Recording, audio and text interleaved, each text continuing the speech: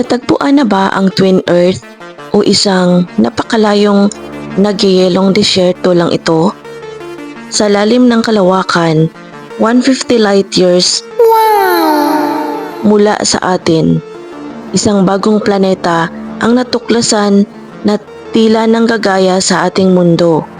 Ngunit may isang misteryosong pagkakaiba. Ha? Narito ang salin sa Tagalog ng artikulo tungkol sa natuklasang exoplanet. Isang bagong Earth-like na planeta o paraiso na napakalamig na mundo. Nakadiskubre ang mga astronomo ng isang exoplanet na tila isang malayong paraisong katulad ng daigdig. Ngunit maaari rin itong maging isang napakalamig na dako na mas maginaw pa sa Mars at hindi kayang suportahan ang buhay.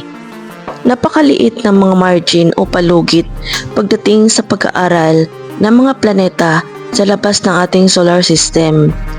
Ngunit ang bagong kandidatong planeta na binansagang HD 137010b ay isang partikular na maasahang pagtuklas na nagpapahiwatig ng isang matitirahang mundo na sa maraming paraan ay tila sumasailamin sa sarili nating planeta.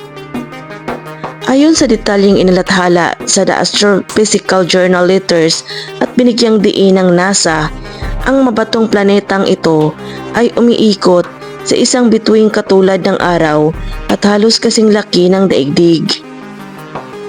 Ang orbit nito ay halos kaparehong-kapareho rin, nakatumbas ng humigit kumulang 355 araw sa daigdig. Higit sa lahat, itinuturing itong kapitbahay lang natin. Ang kapanap-panabik sa partikular na planetang ito na kasing laki ng daigdig ay ang bituin nito ay nasa 150 light years lamang ang layo mula sa ating solar system. Pahayag ng co-author na si Chelsea Wang, isang researcher sa University of Southern Queensland sa Australia sa The Guardian. Ang susunod na pinakamagandang planeta sa paligid ng isang sun-like star sa isang habitable zone or Kepler 186f ay mas malayo ng 4 na beses at mas malamlam ng 20 beses. Paano ito natuklasan? Natuklasan ng mga mananaliksik ang kandidatong mundo habang sinusuri ang datos na nakalap ng NASA Kepler Space Telescope noong 2017. Nakuna nito ang isang beses na pagdaan o transit ng exoplanet sa harap ng bituin nito na nagresulta sa paghina ng liwanag na didetect. Nag-iwan ito ng sapat na mga pahiwatig upang mahinuha ang laki at bilis ng planeta. Ang pagkakaiba sa ating araw ay ang malaki at halatang pagkakaiba sa pagitan ng ating solar system at ng kandidatong exoplanet ay ang mismong bituin nito.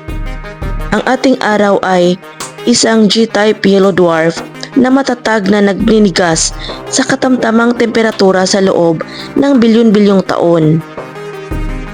Ang HD 137010, isang K-type orange dwarf na mas maliit at mas malamig ng bahagya. At dahil dito, ang kandidatong planeta ay posibleng nakakatanggap ng mas mababa sa isang katlo ng liwanag at init na natatanggap ng daigdig na may tinatayang temperatura na mas mababa sa minus 90 degrees Fahrenheit. Ang Mars bilang pagkahambing ay nasa humigit kumulang minus 85 degrees Fahrenheit.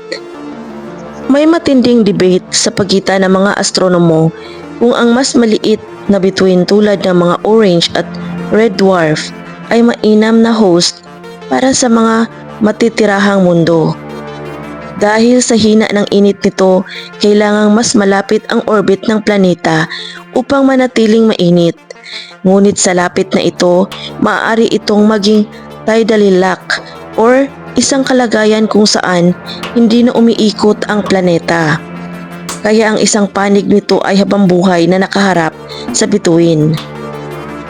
Gayonpaman, may malaking pagkakataon na ang HD 137010b ay maging isang katamtaman at mababasang mundo kung mayroon itong atmosphere na mas mayaman sa carbon dioxide kaysa sa daigdig, na magpapahintulot dito na ikulong ang kakaunting init na natatanggap nito.